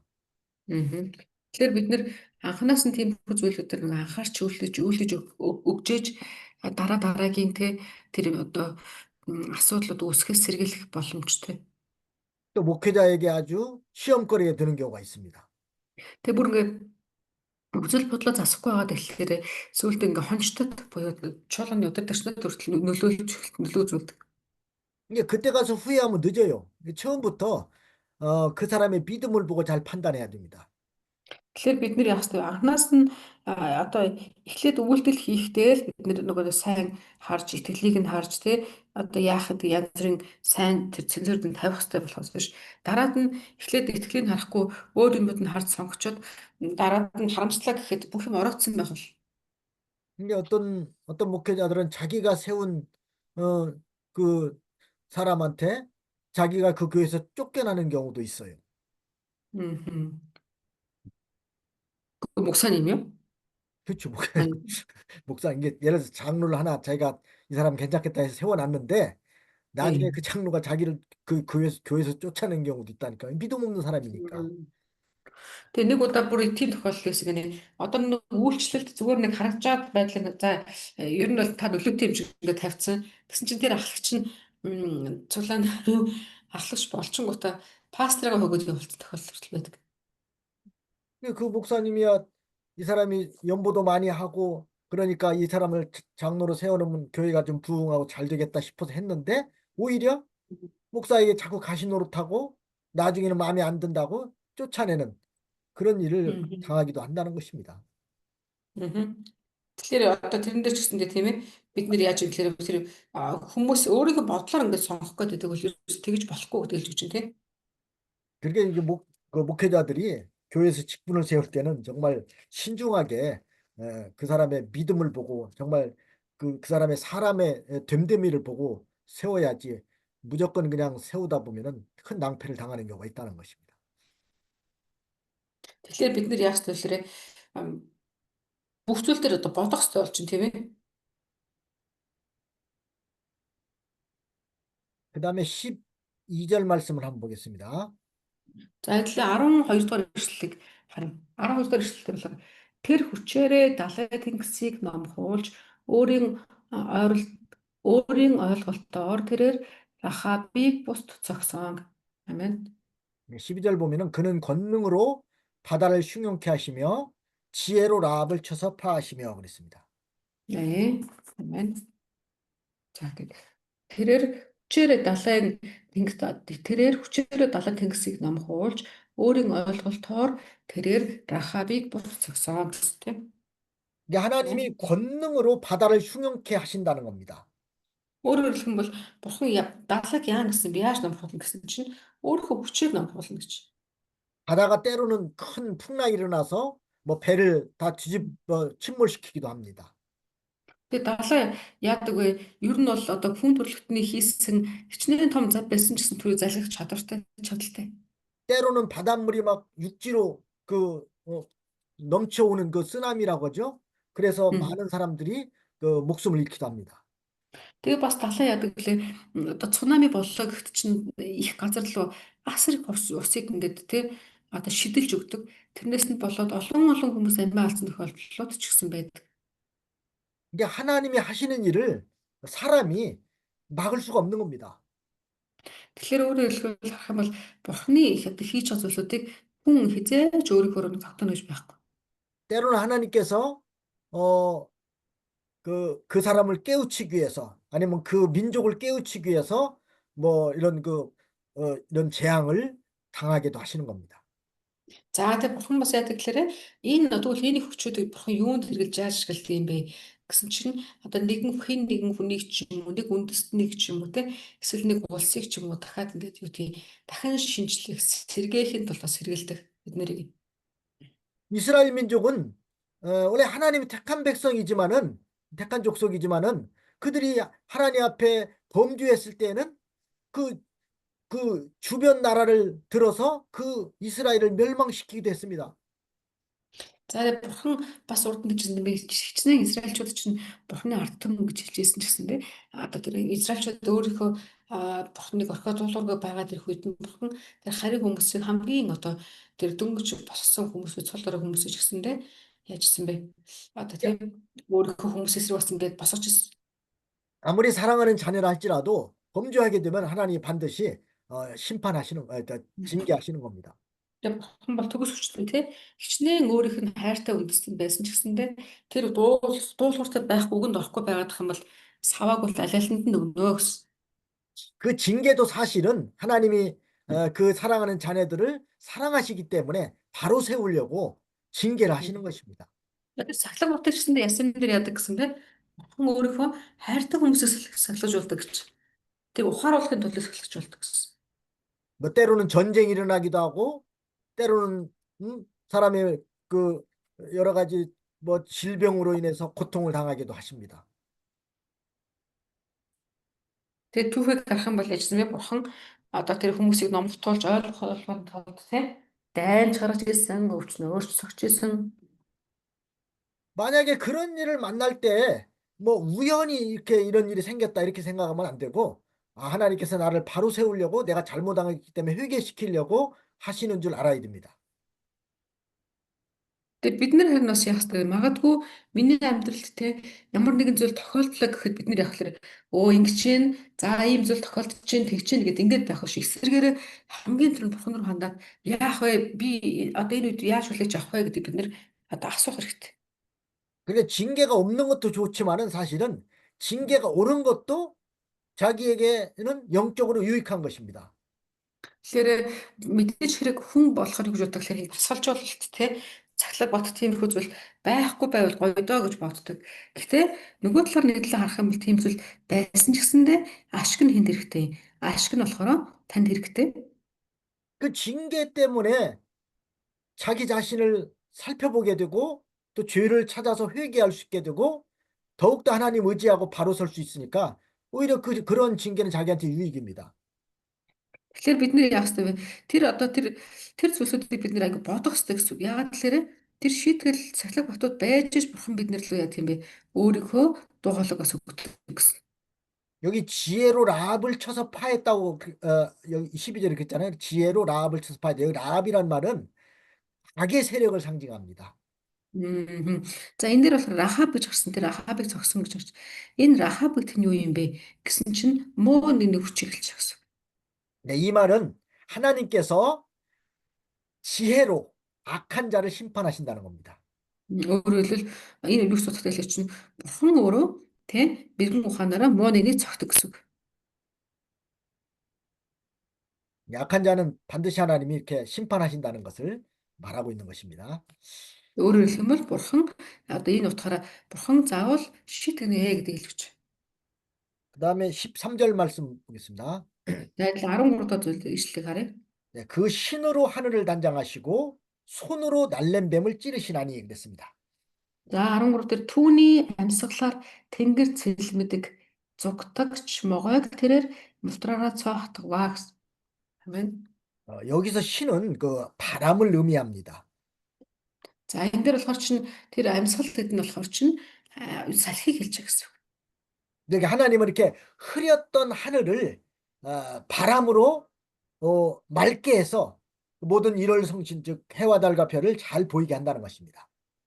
Өөрөөр хэлэх юм бол бурхан те одоо тэр нөгөө нэг юу бүрхэг байсан тэр цэнгэрийг яана гэсэн бэ? Салхиараа цэлмэг болгодог шиг тийм ээ. Тэр одоо тэр бүдүүг байгаа, ил тод бус байгаа тийм зүйлсүүдийг бурхан өөрөө яхаа бүгдийг нь бас ингээд шинжилж өгнө гэсэн. 그러니까 해와 달과 별이 아주 명랑하게 나타나는 것을 하늘이 단장한 것으로 이렇게 말한 것입니다. Тэгэхээр бид нэр тэндээс харах юм бол юу вэ? Бурхан өөрөө тэр бүх зүйлүүд дээр те одоо тэр нар бай, сар бай те бүх зүйлүүдээр бурхан өөрөө одоо шийдэж өгдөг гэсэн. 또 여기 날랜뱀을 찌른다고 그랬는데 여기 날랜뱀은 뭘 상징하냐면 번개를 상징합니다. За энэ дээр болохоор чинь энэ дээр юу гэсэн бэ? Зүртгч могоо гэсэнтэй тэр бол понге. 번개. 예. Цахилгаан гэсэн утга гэнэ. Цахилгаан цахилгаан гэж ярьдаг шүү дээ. Тэрийг хэлж өгсөн. Понге. 그러니까 하나님께서는 이렇게 권능으로 번개를 주장하시는 겁니다. За бурхан өөрийнхөө элх мэдлэр тэр цахилгааныг удирддаг гэсэн тийм. 번개가 한 번씩 번쩍번쩍하면 무섭잖아요. 이렇게 하나님 번개를 통해서 또 이렇게 하나님께서 주장하시는 겁니다. Өөрөөр хэлэх юм бол тийм бурхан одоо тэр бид нар юу цахилгааныг мэдэн шүү дээ тийм ээ. Амар тийм. Гэхдээ тэрнгээр бурхан өөрөө түүнийг удирддаг гэсэн. 그러니까 하나님은 그 하늘에 있는 모든 일월 성신이라든가 또 무슨 바람이라든가 번개도 하나님이 다 주장하셔서 그걸로 우리 인간을 또 이렇게 깨우치기도 하십니다. Тэгээ бурхан яасан бэ? Тэр юугаараа одоо салхиарч тэр цахилгаанаарч тэр тийм өөрийнхөө төгс бүтээлүүдийг удирддаг гэсэн. 그다음에 14절 말씀 보겠습니다. За идлээ 14 дэх эшлэлээр 그러니까 이런 것은 그 행사의 시작점이요 우리가 그에게 대하여 들은 것도 심히 세미한 소리뿐이니라. 그 큰 능력에 우레야 누가 능히 측량하랴 그랬습니다. За тэд нар юусэн бэ? Харагтун түүний замуудын өчүүхэн нь энэ юм аа. Түүний талаар бидний сонсдог үг ямар амархан бэ? Гэвч түүний хүчит нүргээнийг хэн ойлгож чадах вэ гэсэн. Амен. 네, 하나님께서는 우주 만물을 창조하시고 질서대로 운행하십니다. За тэгээ бурхан орчлон ертөнц бүх зүйлийг бүтээсэн тий. Тэр бас өгөө бүтийг эмх зэгцтэйгээр удирдаг гэсэн. 그러니까 모든 하늘에 있는 그 별들도 이런 그 지구나 이런 별들도 다 일정하게 다 이렇게 운행하게 하시는 겁니다. За тэгэнгүүт бурхан тий тэнгэрт байгаа дэр оддыг ч гэсэндээ нэг тодорхой хэмжээний тий яг нэг зэгцтэйгээр ингэ бүтээсэн гэсэн. 뭐 봄, 여름, 가을, 겨울 이런 계절이라든가 또 모든 그 아침과 밤이라든가 이런 모든 그런 것들을 하나님이 다 일정하게 유지시켜 나가시는 겁니다. Тэгэхээр бурхан тэгээ одоо юу гэдгийг дөрвөн үйлдэлтэй хавар зун намар өвөл гэсэн жилийн дөрвөн үйлдэлч байна уу? Тий бүх зүйлийг бурхан өөрийнхөө тогтоосон дагуу удирддаг гэж. 당시에 그 강대국 애굽과 아수르를 깨뜨린 것은 하나님의 능력과 지혜의 시작에 지나치지 않는다는 겁니다. За тэгэнгүүт дээр үеийн одоо нөгөө нэг юу алтартай улсууд байна тийм ээ. Одоо юу байна?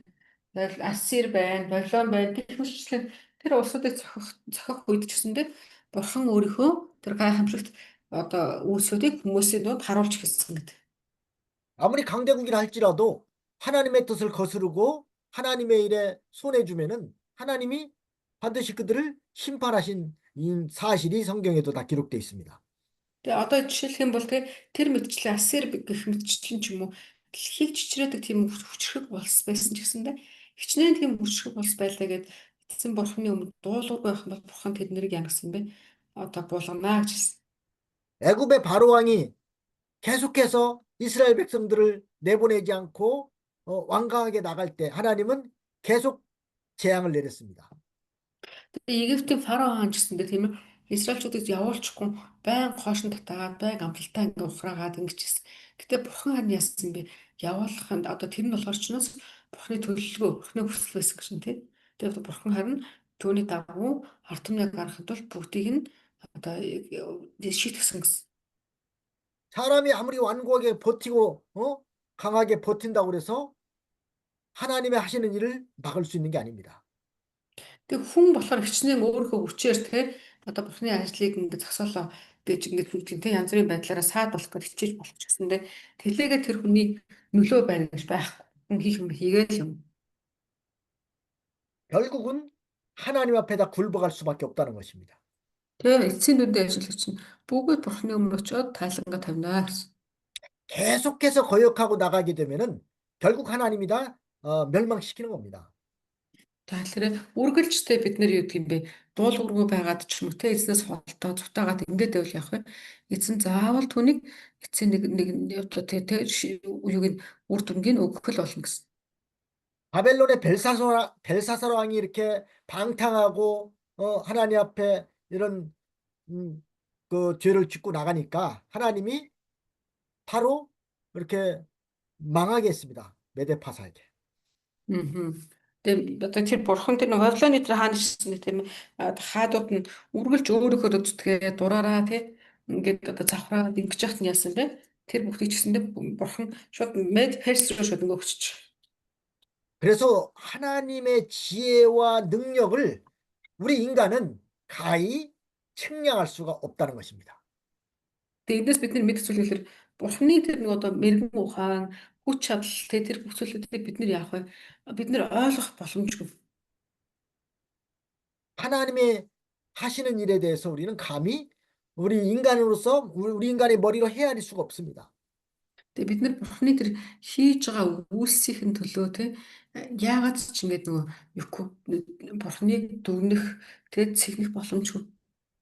어떤 때는 우리가 생각했던 것 그 이상으로 하나님이 놀라운 역사를 일으킬 때가 있습니다. Тэгээ зарим тохиолдолд яадаг гэхээр бурхан бидний төсөөлж байгаагүй тэр нэг бидний хүсчээсэн зүйлүүд төсөөлж байгаагаараас хийдэг тохиолдол байдаг. 또 여기 우리가 그에게 대하여 들은 것도 심히 세미한 소리뿐이니라 그랬습니다. За тэгэхээр ягсан бэ түүний одоо тэг бид нэр бурхны хийж байгаа талаар ингэ сонсчоод ирсэн агуулгууд нь бол чинь зөвхөн чихэнд сонсогдож байгаа зүйлүүд байгаа тийм. 이것도 하나님께 대해서 우리가 안다고 해도 아주 적은 분량밖에는 모른다는 것입니다. Тэгээ энэ юу асуудал гэхээр бид нар угаасаа би бурхныг мэднэ гэж ярих гэдэг. Гэтэл нэг мэдж байгаа тэр мэдлэгч нь ч гэсэндээ юутай адилхан гэсэн бэ гэсэн чинь тийм хялбархан үгтэй адилхан гэж хэлсэн. 우리가 하나님에 대해서 얼마나 알고 있습니까? Тэгээ бид нар зөвхөн бурхны талаар хэр мэдж байгаа болоо.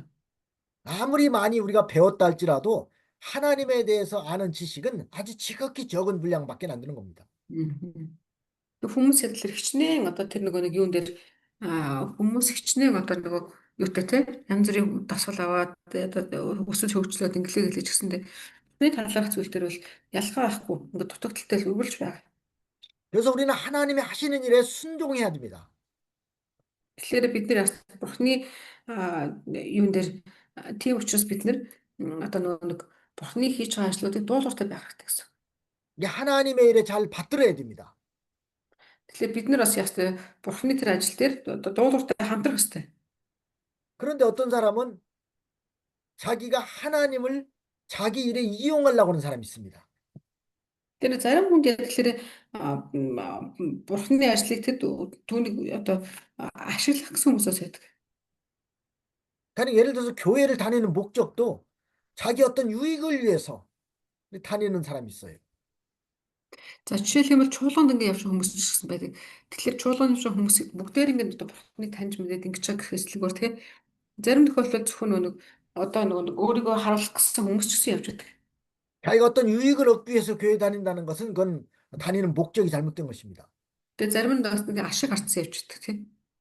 하나님께서 나 같은 죄인을 구원해 주신 그 은혜가 감사해서 온전히 하나님께 몸을 바치고 하나님께 영광을 돌리기 위해서 우리가 신앙생활을 해야 되는 거예요. Тэгэхээр тийм учраас бид нар яг хэвээр Бурхны өмнө тэгээ над чиг одоо ийм гэмтний гэсэндээ эзэн авах боломж өгсөн байгаад нь талархаад тэгээ харин бид нар дуулууртайгаар эзний өмнө зогсох гэдэг хичээх хэрэгтэй. 근데 어떤 사람은 교회 다니게 되면 거기서 자기가 무슨 장사하는 사람이라면 장사를 해 먹을 수 있어서 좋겠으니까 교회를 다니는 사람도 있어요. Мөө тэгээд суглаанд ирж байгаа хүмүүсийн зорилго угаасаа анхнаас янз бүр байгаа. Жишээлбэл нэг хүн болохоор юм зарах гэж ирчихсэн байж. 그건 목적이 바로 되지 못한 것입니다. За тэгэхээр хэрвээ бид нар ирж байгаа хүн болгоныхоо зөвхөн одоо библиэр биш өөр зүйл рүү анхаарал хахаалт юм бол энэ ч гэсэндээ чуулга ямар болох вэ? 근데 우리는 하나님의 그 사랑에 대해서 안다고 해도 아주 지극히 적은 것밖에 모른다는 겁니다. Тэгээд бид нар бас гэж боддог. Би Бурхны хайрыг мэднэ гэж боддог. Гэтэл яг үүндээ яг би ингээ Бурхныг тэр хайрыг нь тэгээд аваад үзэх гэхэлэр яадаг вэ? Бардаггүй, чадахгүй. 또 그 큰 능력의 우레야 누가 능히 측량하랴 그랬죠? За тэгэнгүүт яаж гэвэл чинь гэвч түүний хүчит нүргэнийг хэн ойлгож чадах юм бэ гэсэн.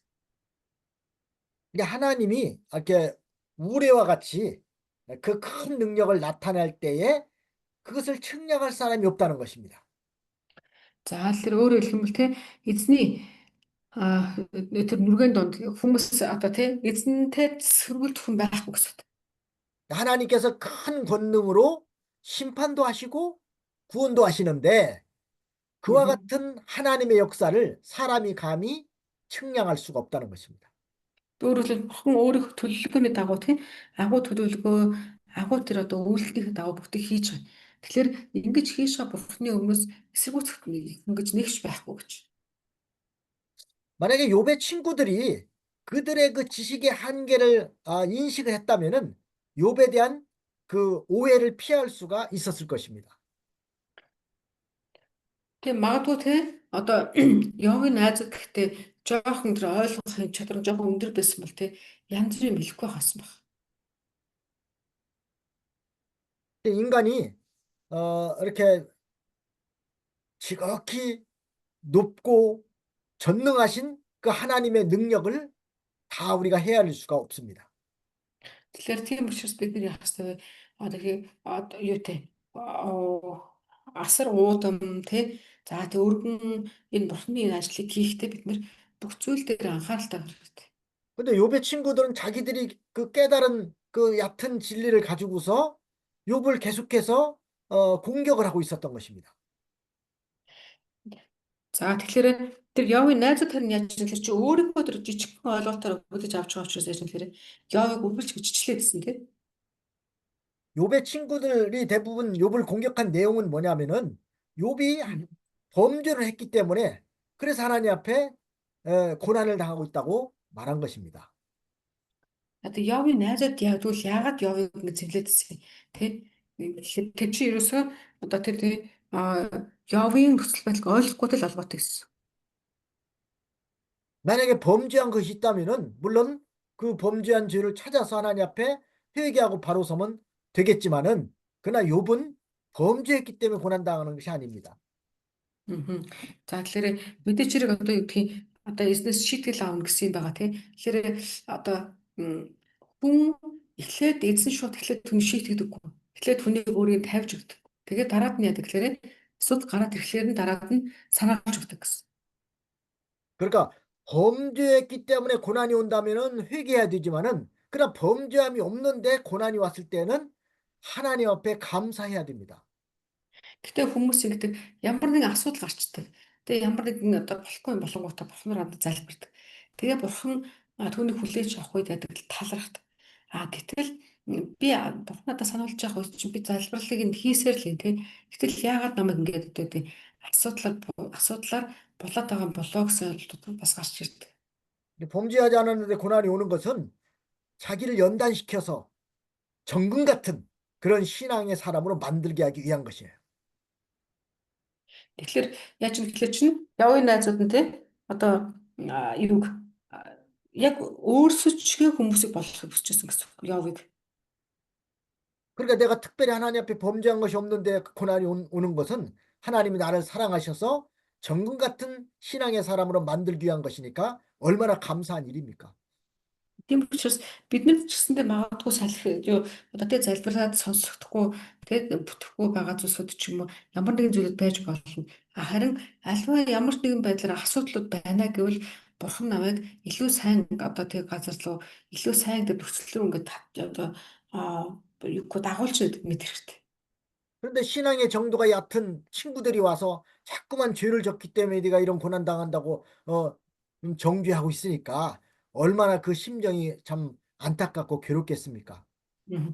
Гэтэ хүмүүс харамслаг ядлаар зөвхөн яг өөрсдөд нөгөөцсөн тэр бурхны одоо нөгөө нэг тий үүргүүдийг биелүүлэхийн оронд одоо юу гэх вэ хаа хамаагүй ингээд бах даах юм шиг ингээд шийдэх гэсэн.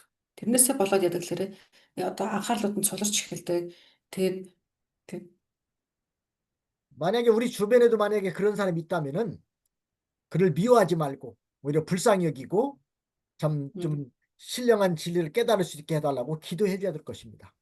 тэгээд бид нар магадгүй таны эргэн тойрны чинь ч гэсэндээ одоо нэг өөрөө нэг жоох юм хийчихээд хэрэг юм би болцсон юм шиг яриад байдаг хүмүүс идэг шүү дээ. Гэтэ магадгүй тийм хүмүүс айхан бол бид нар хэлээд те илүү үнэний дотор одоо нэг зөвөр өөр байр суурийг олохт нь те туслах гэдэг юм хичээх хэрэгтэй. 자, 오늘은 여기까지 하고 잠깐 기도하고 마치겠습니다. Өнөөдөр энэ үргээ дуусгах юм. 네, 하나님 아버지, 오늘도 이렇게 욥기서를 통해서 귀한 진리를 깨닫게 하심을 감사합니다. Эзэн минь танд баярлалаа. Явар дамжуулан та нандин зүйл зааж байгааг талархав. 하나님은 모든 우주 만물도 다 주관하고 다스리는 분이라는 것을 깨달았습니다. Эзэн минь та бүх зүйлийг бүтээсэн бас таны та бүх зүйлийг удирдах байгаа гэдэгт итгэж байна. 그렇기 때문에 우리는 하나님 앞에 늘 겸손한 자세로 하나님의 말씀을 순종하게 주시옵소서. Эзэн минь бид танд руу хандах үед та хамгийн тодорхойгоор биднэрт хариулж өгнө итгэн бид таны энэ хайраас зурдаг байхад туслаач. 네, 모든 배우는 분들 또 가정마다 우리 하나님이 하늘의 신령한 복으로 채워주시옵소서. Эзэн минь таны арт түмнүүдийн дээр таны одоо сүнслэг бэлгүүд таны хүч чадлууд нас өргөж байх болтугай. 네, 예수님의 이름으로 기도합나이다. 아멘. Зэн Есүсийн нэрээр залбирanгуйлаа. Амен. 네, 네, 수고하셨습니다. 네, 수고하셨습니다. 네, 자, 그럼 다음에 또 뵙겠습니다. 네. За, ярилцлага уулзах нь хаа. За, баяртай.